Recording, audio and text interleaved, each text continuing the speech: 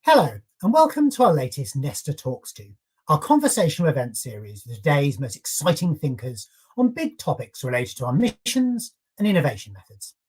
My name's Laurie Smith, and I lead lots of the research in the Discovery Hub at Nesta, the UK's innovation agency for social good.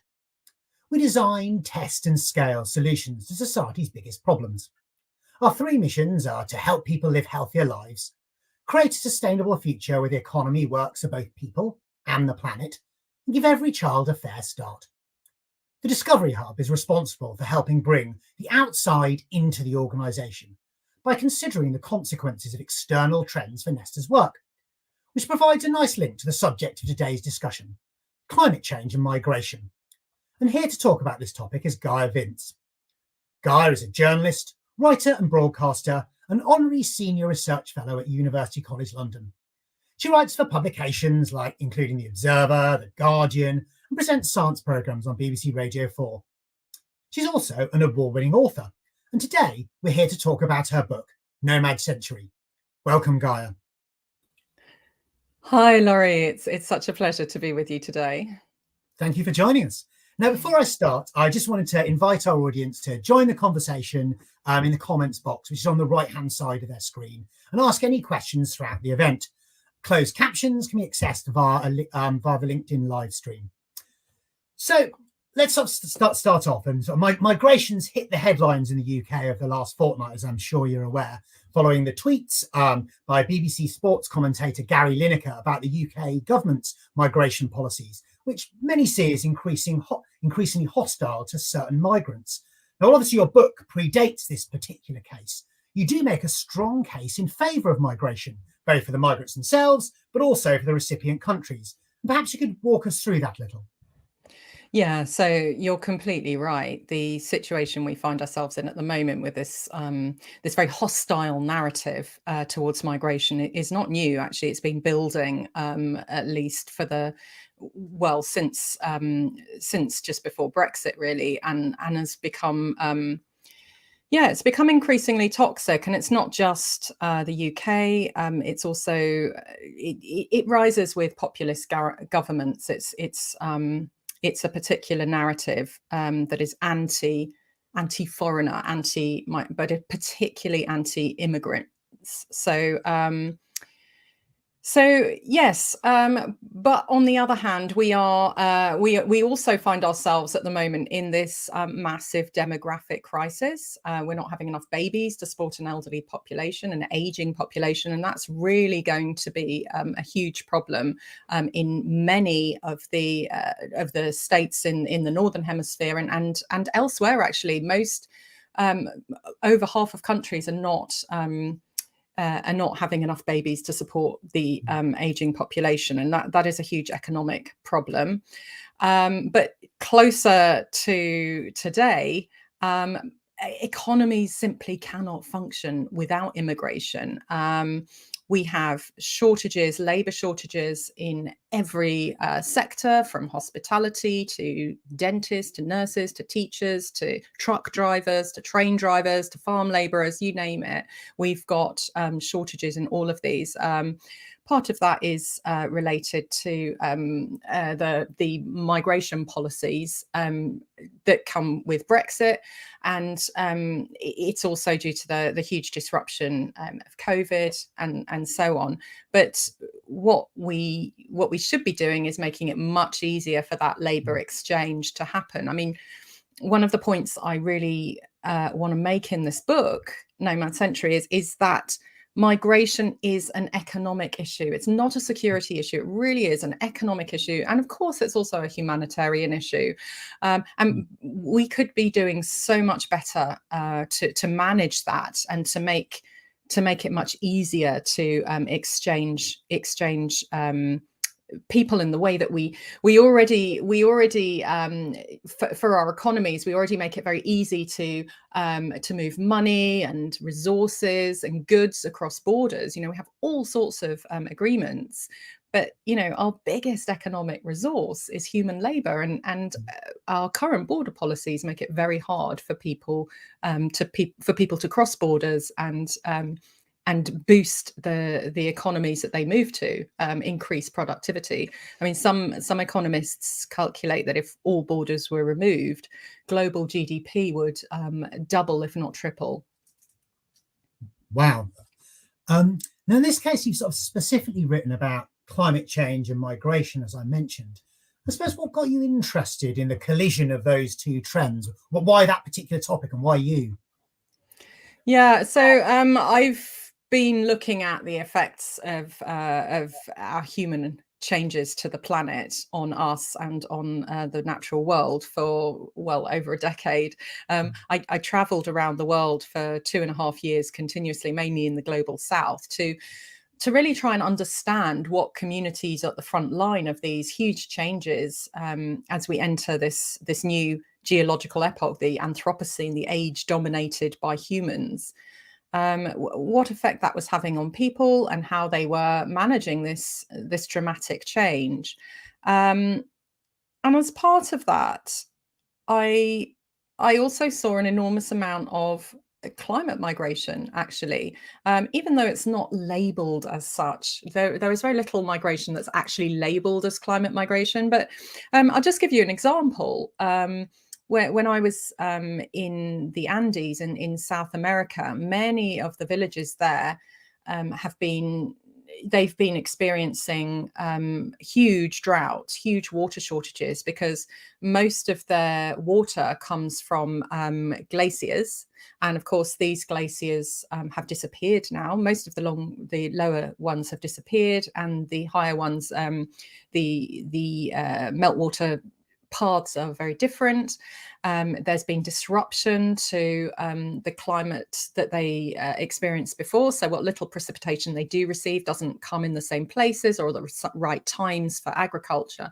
And so many of these villages are completely depopulating. So people are leaving these sort of deserted villages and moving to the slums of, say, Lima or La Paz, or all the way, moving up to Mexico. And they're working in factories, or they're working, as street hawkers or in various other sort of trades.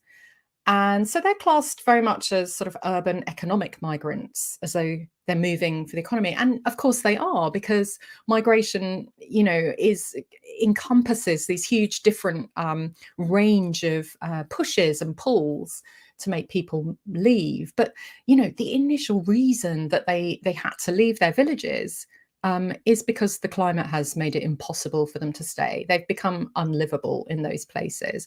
And, as I look at this huge movement that is coming, it's already occurring across Asia, across Africa, across South America. There is this huge movement towards the cities and towards slums and to places which the climate models show are themselves becoming increasingly unlivable. Mumbai is right in the tropics, 22 million people, 7 to 9 million living in slums, in temperatures that are very dangerous, very regularly. They're constantly inundated. This is not sustainable. And in the coming decades, they will not be able to adapt to the changed climate, certainly not in those numbers. They're going to have to move. And I realized that the global conversation that leaders are having, it's finally moved to, when I started my career, it was very much about, we need to talk about mitigation. We need to talk about curbing our carbon emissions, to prevent climate change some point in the future. Well, climate change is very much already here. And of course, we need to cut our carbon emissions. And that mitigation discussion is, I'm glad to say, very much, understood and part of the global conversation now. There is also some conversation happening about adaptation, and have no illusions, Laurie, everywhere on Earth is going to have to adapt to these very changed conditions. But nobody is talking about the large numbers of people living in places where they simply will not be able to adapt to house that many people under those extreme conditions. Those people will have to move, and we need to talk about that now. So that was really what I wanted to do with this book. And you sort of, so that's really helpful. You sort of talk about climate change in the book as being sort of everything change, and maybe because you sort of talked about climate change, the consequence of climate change today, or some of them, but maybe you could sort of paint us a picture of what the world might look like with, say, a 3 to 4 degrees Celsius sort of increase in temperatures, which I think is what some projections are sort of showing by the end of the century. Yeah, so I mean, at the moment, we are somewhere between 1.2 and 1.3 degrees Celsius above the pre-industrial average. And what we're seeing already is huge numbers, an increase in the severity and the frequency of extreme conditions, whether it's, a heat dome sitting on top of Europe, as we had last year, which killed thousands of people, actually, in random ways, many from the heat or from fires. Some, were killed because of extreme temperature rise caused glaciers to collapse, and people died in the Alps in Italy from that. And it caused tens to hundreds of thousands of people to be displaced in Europe. I had to take my kids out of school in London because the temperatures were at least mid 40s, and in his classroom I think it was a lot hotter there because he's in a sort of top classroom in the roof. There's no air conditioning, of course, because we're not adapted in London for these conditions. We're adapted to keep the heat in rather than the opposite. So we're seeing the west coast of America up in flames a lot of the time. We're seeing huge amounts of flooding and displacement on the east coast of the States. In the tropics, it's continual. 33 million people were displaced in Pakistan in just a week or two because of flash floods, which came actually after months of unbearable heat there. So we're seeing everywhere these conditions. We're seeing, people in low-lying islands having to leave. Bangladesh is already, constantly dealing with these conditions. Well, we've all heard the keep 1.5 alive and keep below 1.5 rhetoric. We're going to exceed that probably temporarily this year. That's because of the Toba eruption, which emitted large amounts of water vapor, which are also a greenhouse gas, but that will be temporary. But certainly within the next 6 or 7 years, we will exceed 1.5 degrees and from there go up. So if we look at the projections towards the end of the century, it is we're going to exceed 2 degrees.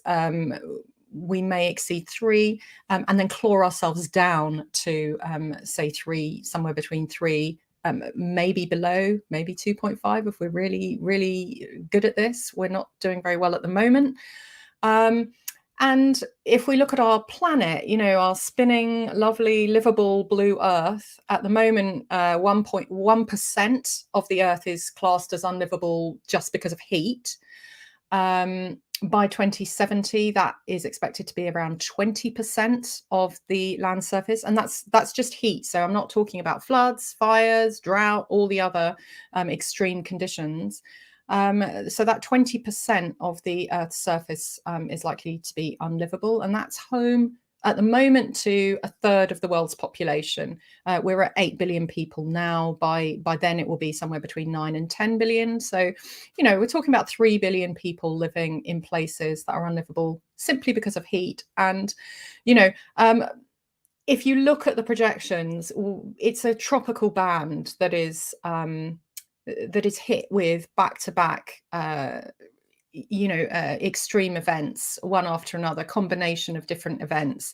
Also coastlines, river deltas where many of our major cities are, and that extends, south. It extends actually, down through Australia, down through most of South America, much of Africa, this unlivability, much of Asia, and north, into southern Europe. This is we've already, the south of Europe, that sort of Mediterranean climate of southern Spain, well, that's gone, right? Southern Spain is basically a desert now. And they have artificially cooled spaces. They have desalinated water and so on for their agriculture, and that's very successful at the moment. So there is adaptive potential in many of these places, but not for huge cities of tens or hundreds of millions of people as we're moving to at the moment. So the livable portions basically are the northern hemisphere, the northern latitudes. And it's interesting you mentioned schools. My daughter, when I was a kid in school, they had wet play, and she talks about having hot play in school, so they stay inside for that. So the schools are already adapting. Let's talk some numbers. Sort of to give us, can you give us sort of sense of the scale of future migrations? Obviously, it's difficult to project these things, but you sort of talked about 3 billion people living in inhospitable environments. Are all of them likely to move? Has anyone sort of thought about that? Well, so that's the hardest thing to calculate, if you like, because it depends on so many different things. It depends on, because climate change is a threat multiplier. It affects certain communities more than others. People who are already in poverty, they're marginalized for one reason or another because of their skin color or because of the ethnic group they're part of. People suffering conflict, deep poverty, all these food shortages, all of these things kind of combine, and climate is another factor that helps push those. And we see that not just actually in the huge inequalities we have globally. So we're largely talking about poor countries, but we also see it, in rich countries. So in the US, people most likely to die of the floods swept from Ida in New York City were poorest Black people living in basement apartments, for example. We see that in New Orleans, people most likely to die. So these are so the rich few can adapt and isolate themselves in various ways, but that adaptive potential could be broadened out to much more in society. We could make the world livable for longer for many of these people, in which case, we already have about 100 million people are sort of migrants at the moment. In terms of the numbers going up, the figures, the projections are anywhere from, tens of millions by 2050 to 1.5 billion by 2050. So, there is this kind of like very broad, and it depends on how you classify these people. Do you call them climate migrants? Do you call them climate refugees? Do you call them economic migrants? There are so many different classifications, but certainly we're talking about large numbers of people. We're talking about mass migration. There are ways to lessen this. We could reduce the temperature of the planet artificially using geoengineering. That would mean fewer people would have to migrate. We could put a lot more effort and funding into different types of adaptation. That would reduce the numbers of people that would need to migrate. We could, we could speed up our mitigation. I mean, that wouldn't have that much effect on temperature rise right now, but it would make it much more livable towards the end of the century. I mean, we are there are so many variables, and we do have a lot of choices still. But we are nevertheless going to see an increase in migration. I think it's pretty much unavoidable. We're already seeing climate migration on quite a serious scale at the moment, and it is inevitable now. And you talk about you mentioned sort of geoengineering, which is, I suppose, my understanding is intentionally altering the climate to sort of cool it to counteract the effects of making the world hotter. What's your take on that as a tool to sort of tackle climate change? Is it quite controversial? Yeah, so I mean, I would say, geoengineering is changing the planet of the Earth using human technologies, and we are actually doing that at the moment. We are injecting our atmosphere with greenhouse gases, which trap the sun's energy. And that extra energy is what is driving these much more extreme storms, coastal erosion, glacier melt, heat domes that sit over somewhere, drought periods and these monsoonal shifts, all of that. We are doing that through geoengineering. There are ways that we could reduce the temperature of the atmosphere by injecting our stratosphere with sulfates, and these are particles that would reflect back the sun's energy, so it reduce the amount of sun's energy that is being trapped in our atmosphere. At the moment, there are no trials on this. It's pretty much a taboo subject. We know it would work because we already do this, right? We emit sulfates in the lower atmosphere in shipping lanes, in industrial pollution. It's extremely hazardous for health. It does have a cooling effect. And one of the reasons that many places, for example, in Asia, are experiencing much more extreme heating at the moment is because they've cleaned up this sulfate emission.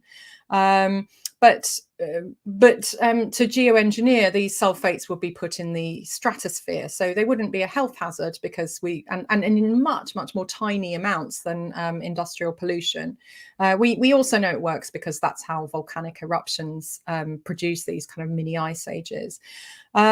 I think it's almost certainly going to be deployed in the next few decades, for sure, because what we face looking ahead at the climate models at the moment is so catastrophic and so dangerous to humanity that that people will decide that geoengineering is the answer. I do think that we should be talking about this. I think leaders should be talking about this because they're not at the moment, and giving people an opportunity to have a conversation about, is this going to be acceptable? How would it be acceptable if we did do it? What would the parameters be? What would the compensation be for, communities that or whole nations that might be negatively affected? How would we decide how long to proceed with it? What temperature to choose? Because we could effectively choose what temperature we had the planet at. Would it be 1 degree over pre-industrial temperatures? Would it be the pre-industrial average? Would it be 2 degrees? We could choose. So,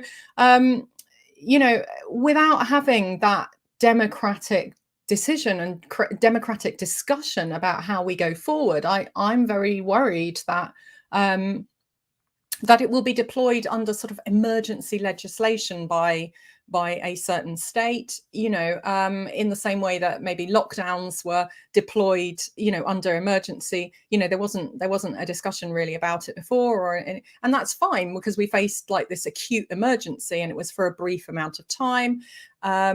In terms of the lockdown. But when we're talking about climate change, this is long term. It's a much longer, these sulfates would have to be deployed continuously, because as soon as they don't last very long in the stratosphere at all. And if you stop deploying them, the temperature would just rise to the sort of unadulterated greenhouse gas emissions temperature. So I would much prefer that we made these decisions democratically. If it's rejected, then it's rejected democratically, and we've had our say. But to sort of not discuss it, I think, is the worst of all options. And sticking on the sort of topic of innovation and technology, because that's of sort of great interest to Nesta, how can other innovations and technologies be used to help sort of tackle the consequences of mass climate migration?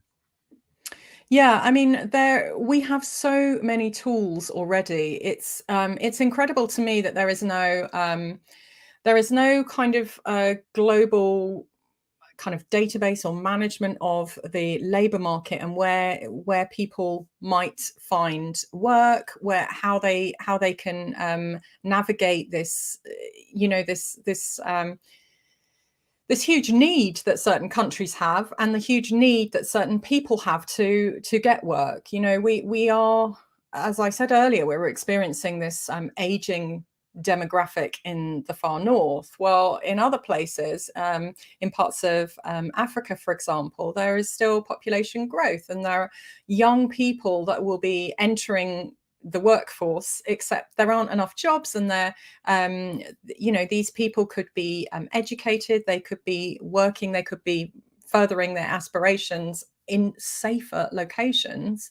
But there is no kind of global strategy to help manage this. And when it becomes much more serious, when people need to escape, really terrible conditions, there is no pathway to that. So I think certainly technology could be used much more effectively there, to help coordinate how that works.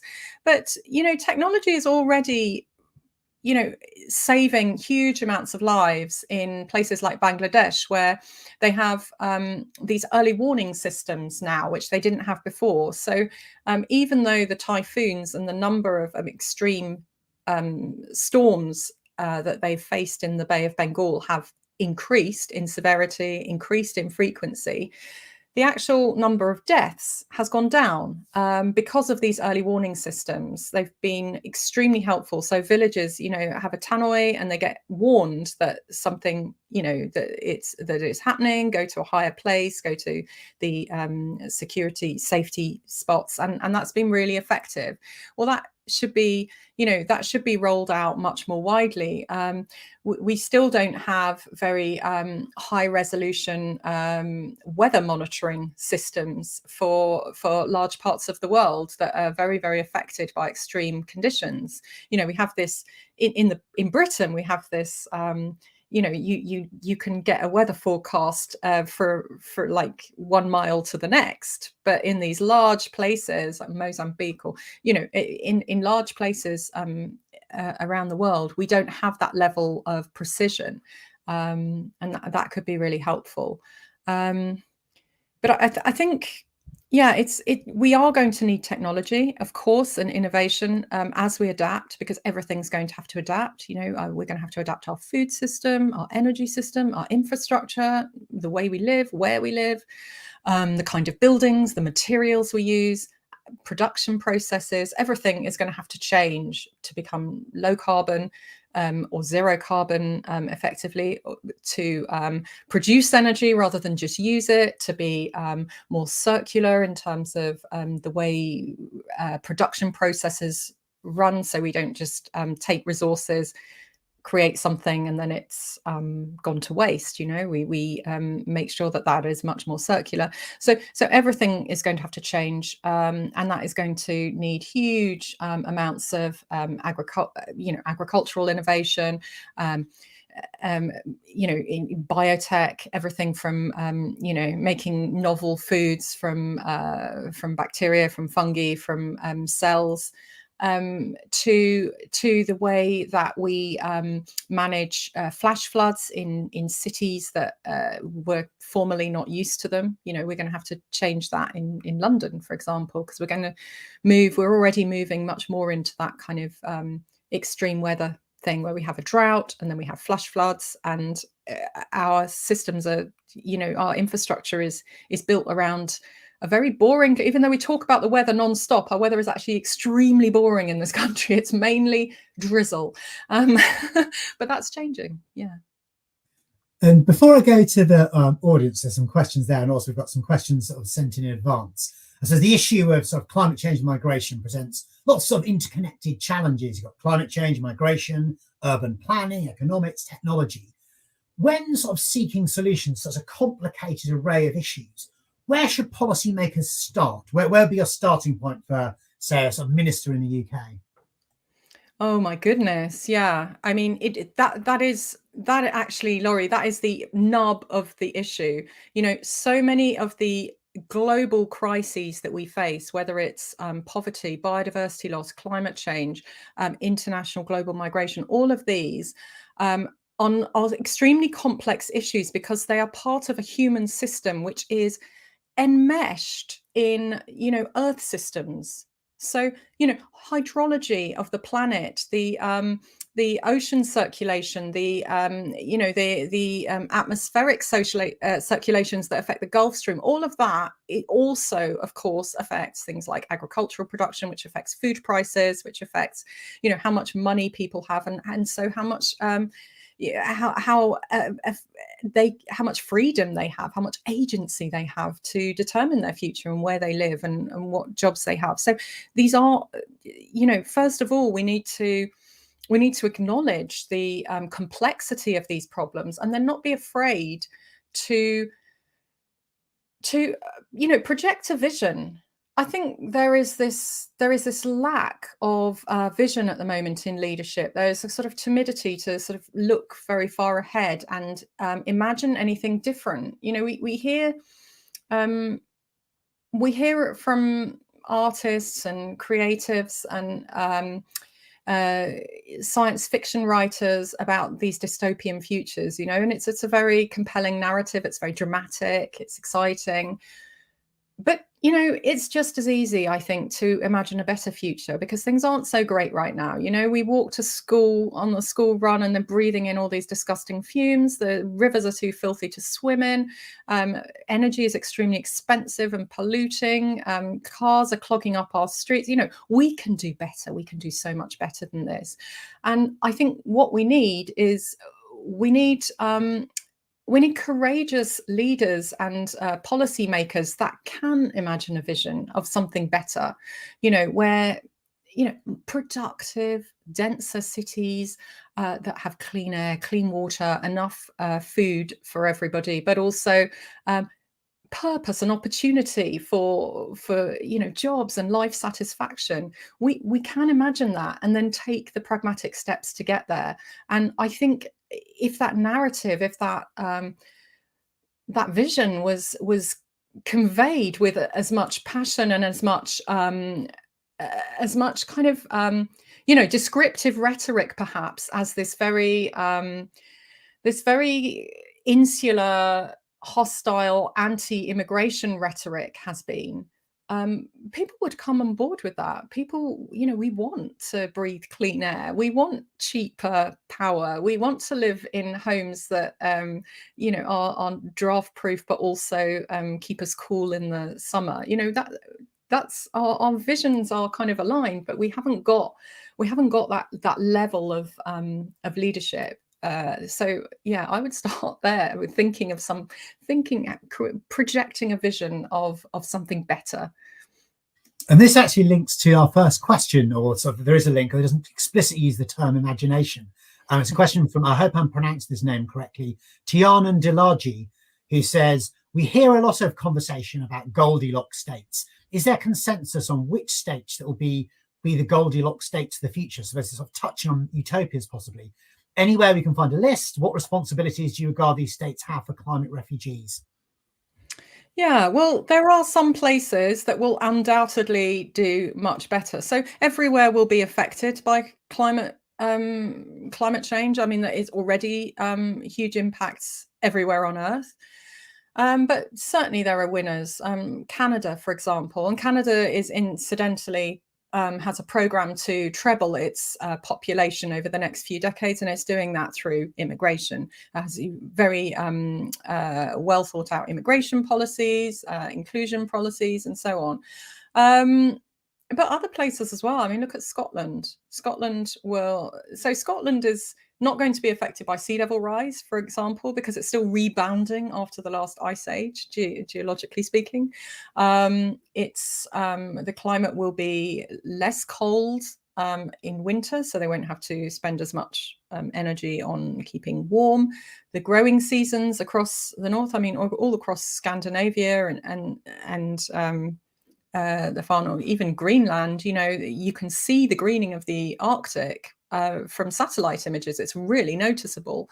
And agricultural seasons and productivity yields have gone up by a factor over the last few years, and the number of different crops that can be grown has gone up as well. So there are certainly net winners. At the same time, these places are also suffering from some of the fastest climate changes, so climate impacts. So they're experiencing, for example, a lot of permafrost melting, which is really problematic. But they are also places that are, the the climate impacts will be much more manageable, and much more adaptation will be much more possible in these places, partly because of the wealth and the smaller populations and the governance structures and so on there, but also because, you know, the temperatures won't be as extreme, the conditions won't be as extreme there as they will be in the tropics. So these are the sort of net safer places. And yeah, absolutely, I think they have a responsibility. You know, we have this one planet. We are an African ape that originated in Africa, and we've dispersed over, you know, 100 to 200,000 years across the globe, everywhere. When we look at this world, I don't think myself, I don't see the moral. I don't think that you can say that just because you were born in a certain place, you have much more right to safe land than somebody born somewhere else. For me, that moral argument doesn't make sense. You know, we are all migrants of one kind or another, even if we haven't migrated ourselves. Our ancestors certainly did, and often within 1 or 2 generations.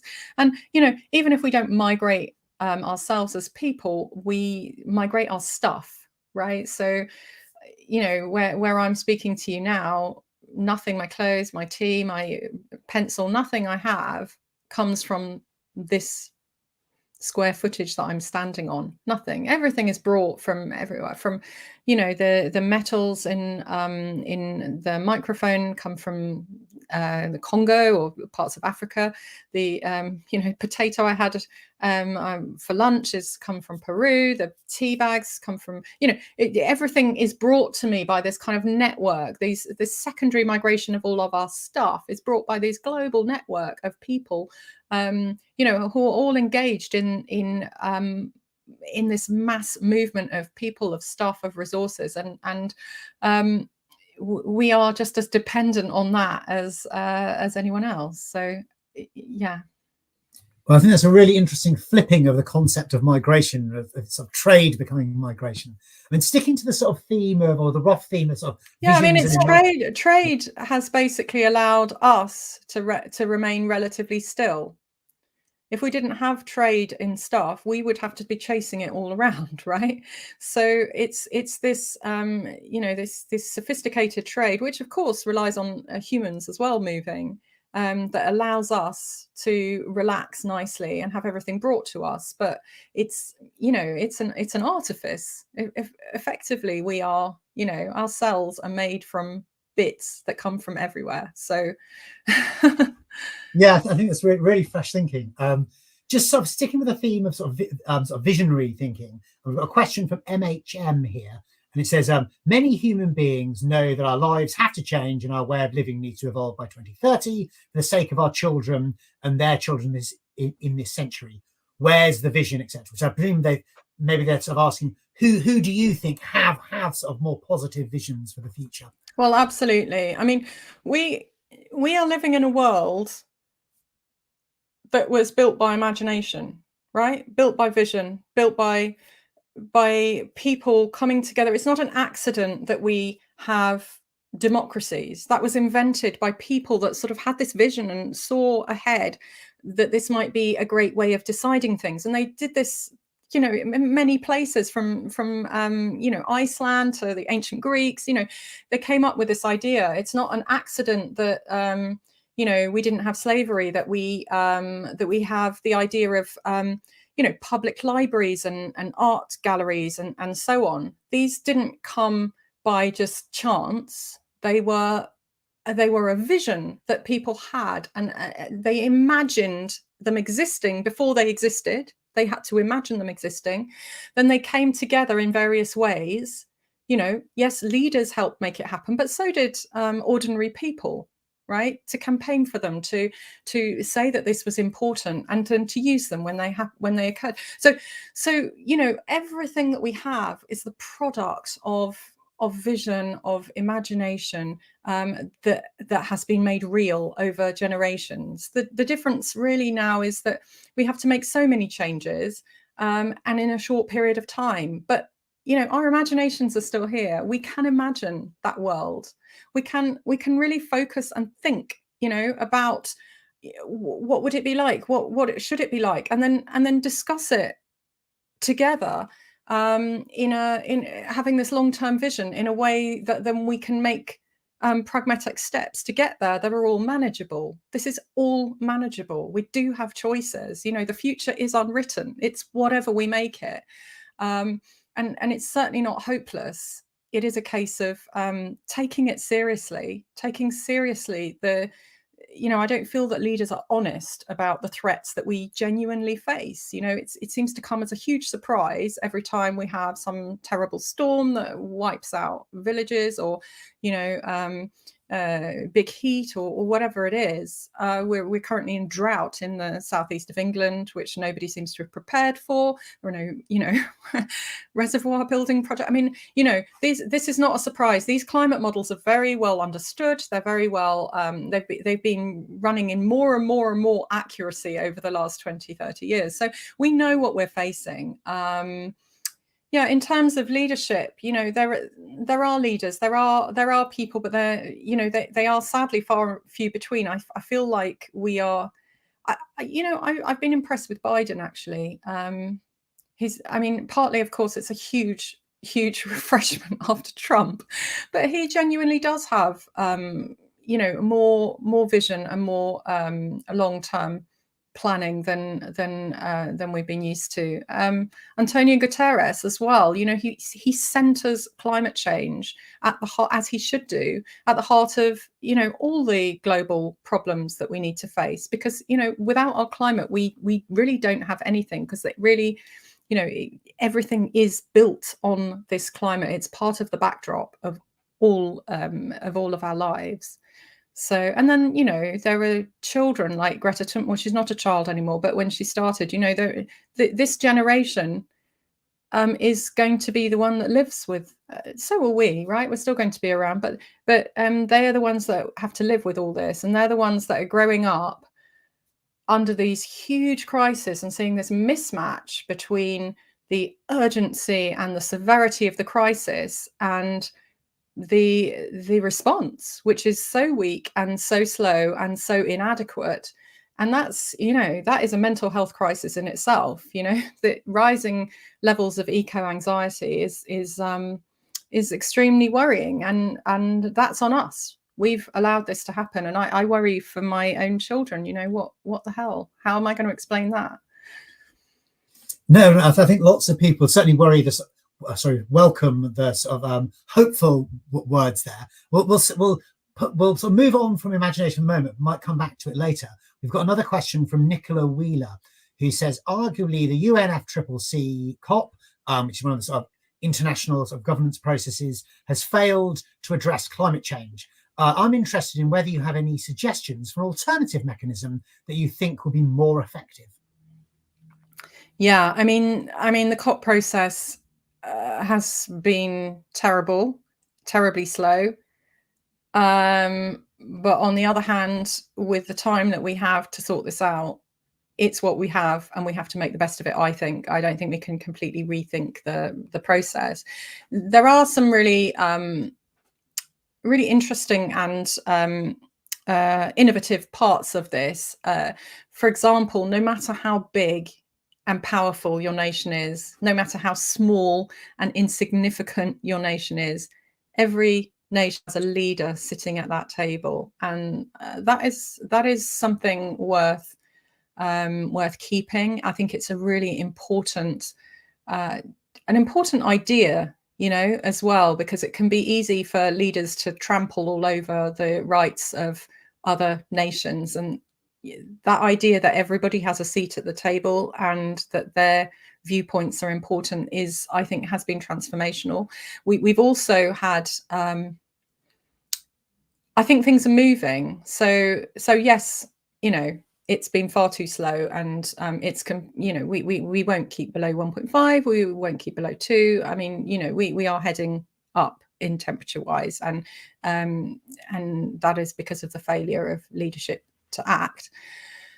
But I think it's really interesting that last November in the COP, there was finally an admission and understanding, a commitment from rich countries to pay for the losses and damages that poor countries are experiencing as a result of climate impacts.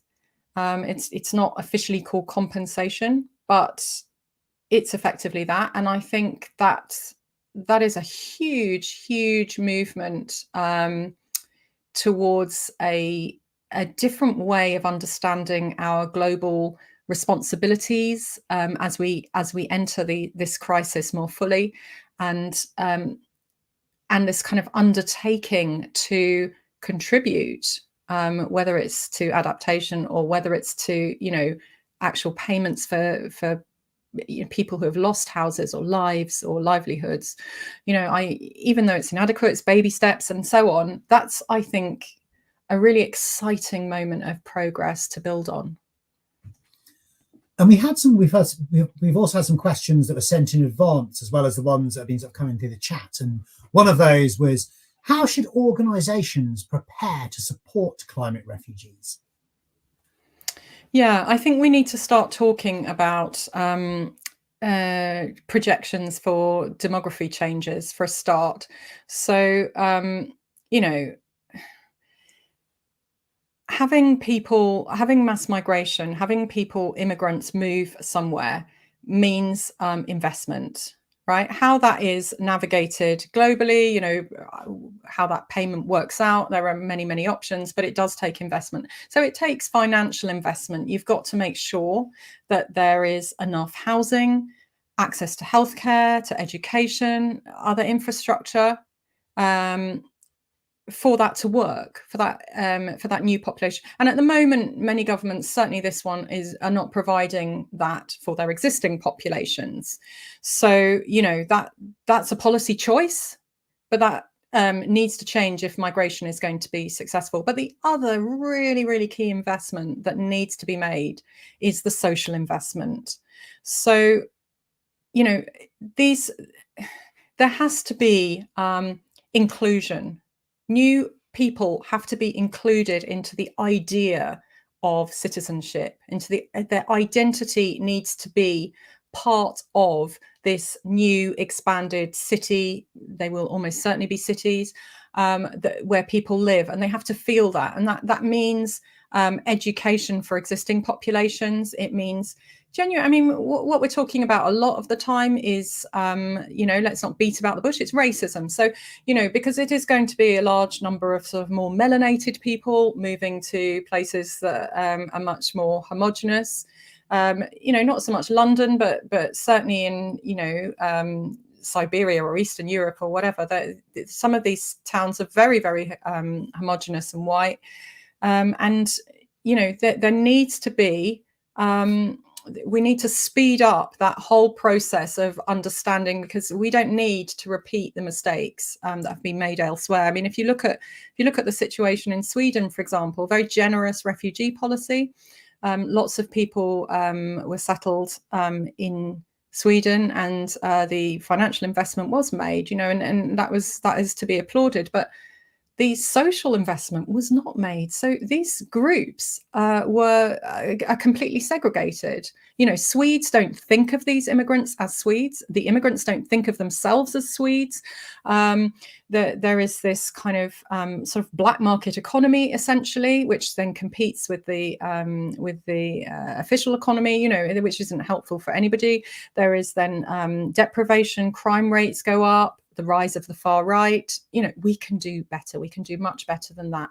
And, we need to rethink and make, right, with our imaginations, with our vision. We need to create the idea of what it means to be a citizen, what it means, what the national identity becomes. As we move forward, and as people come from various groups and build these productive, cleaner, more sustainable societies for our children and their children, and for us, of course, as well. And that needs to be an active process of inclusion. And it sounds like we need the sort of social innovation alongside the technological innovation that you mentioned. Absolutely, yeah. We need, throughout history, what we've seen in terms of human societies and our species generally is that as we are hypersocial, we are, super cooperatives, and all of our success, all of our human success has been built on the fact that we don't operate alone as individuals. We can't even give birth alone. We operate in groups, in societies, through networks. And it's building and creating those networks and communities that gives us the strength and resilience to adapt to the challenges that we face, to innovate new ideas, to bring the fusion of different technologies or ideas or beliefs together to create something new that then helps us with the next step on our journey. And we will need that. We need to build more, in terms of city planning, as well as the infrastructure changes to adapt to the extreme conditions of climate change. We need to adapt to the social conditions. We need more public spaces that genuinely are public spaces. They're not commercially owned and they're not restricted in lots of ways. We need places where young people can come together and form strong communities that can help them through hard times, and the challenges of people coming from different places and different traumas that they will have experienced, often in places of origin. And sort of talking of solutions, we've got a question here. Who's going to benefit from these solutions, and what costs some others? Well, I think it's about the cost to others. What's the benefits and costs of the solutions? And we need to continue the conversation as well as collaborations to implement solutions while keeping justice in mind. So I suppose it's about winners and losers of potential solutions. What are your thoughts on that?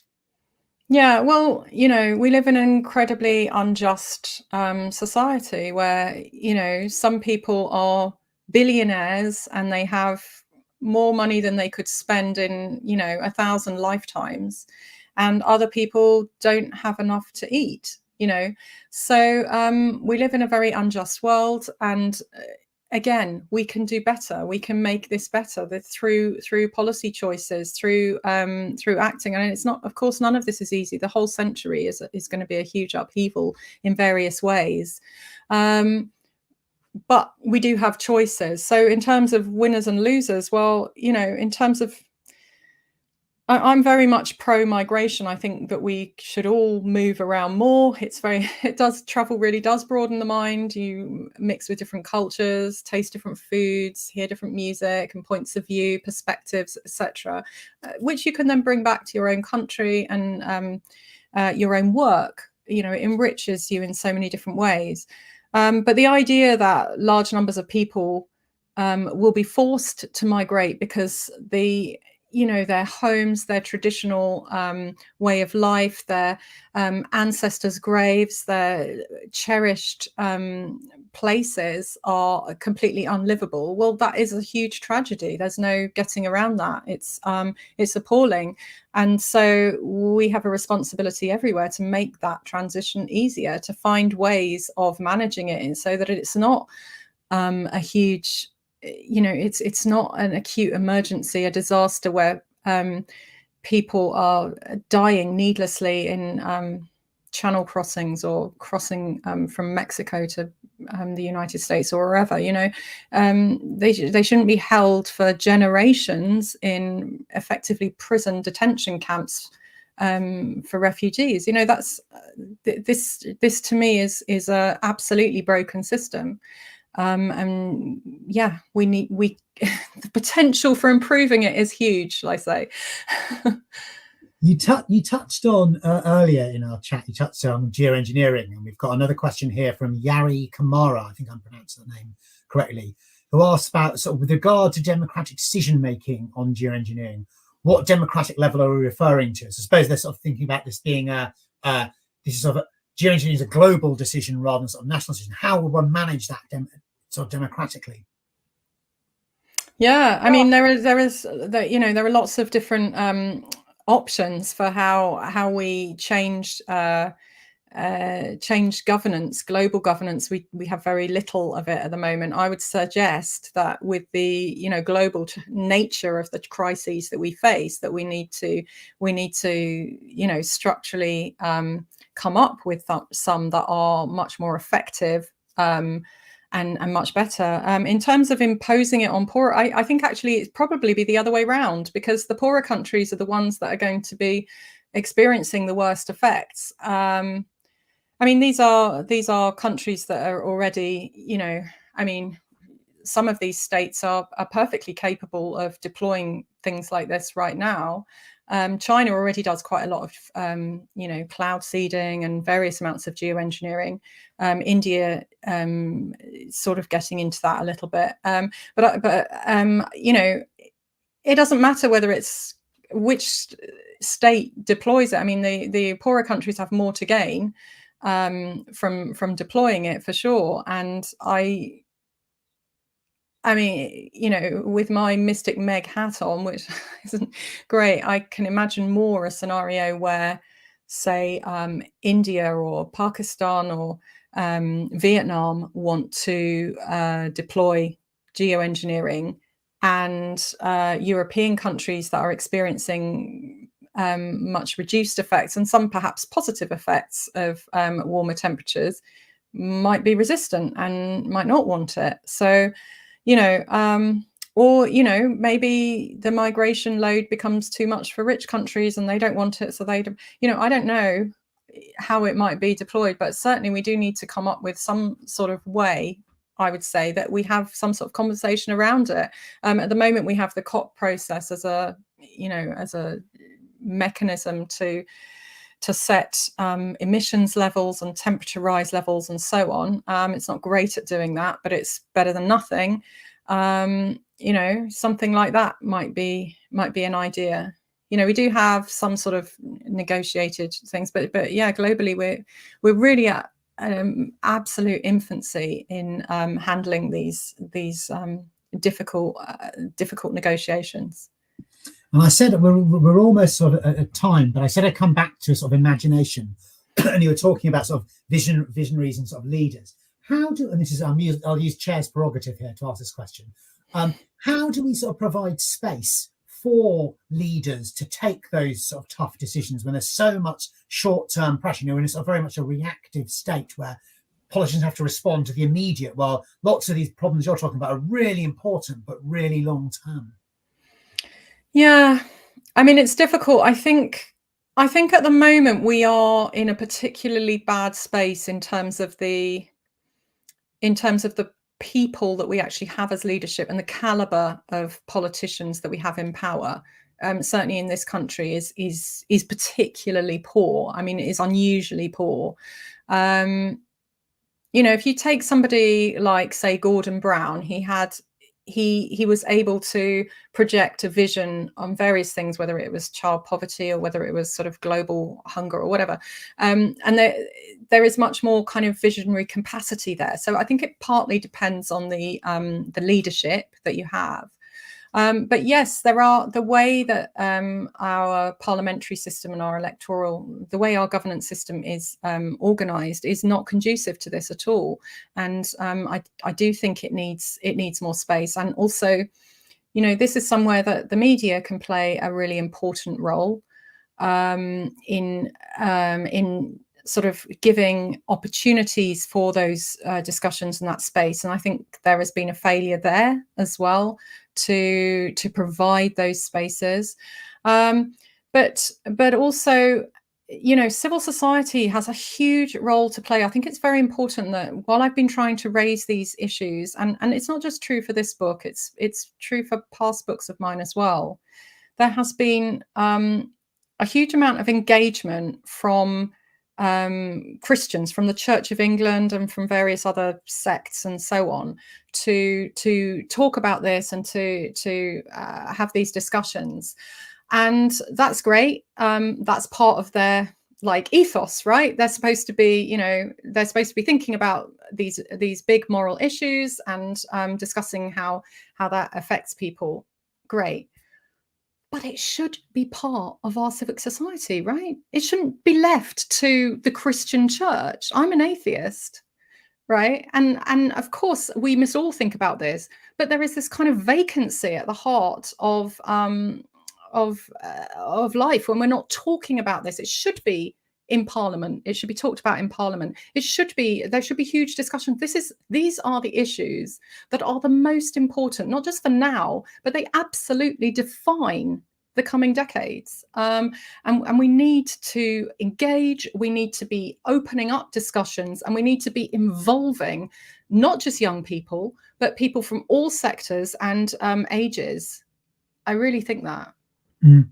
So it sounds like it's a real opportunity for budding politicians, journalists and civic leaders from churches and elsewhere. Yeah. So we're almost at time. So I'd like to thank you, Gaia, for a really interesting discussion.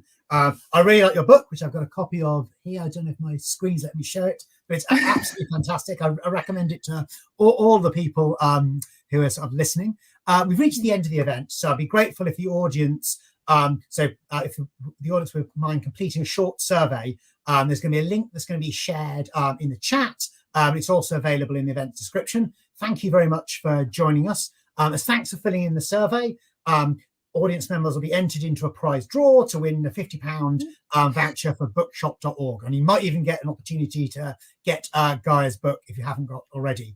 So also, you can sign up to Nesta's newsletter to find out more about these events. And it just leaves me to thank Gaia. Thank you so much for sparing the time to chat with us. Oh, thanks, Laurie. It's been a huge pleasure to talk to you and everyone. Wonderful. Have a great afternoon. Yeah, you too. Bye-bye. Bye-bye.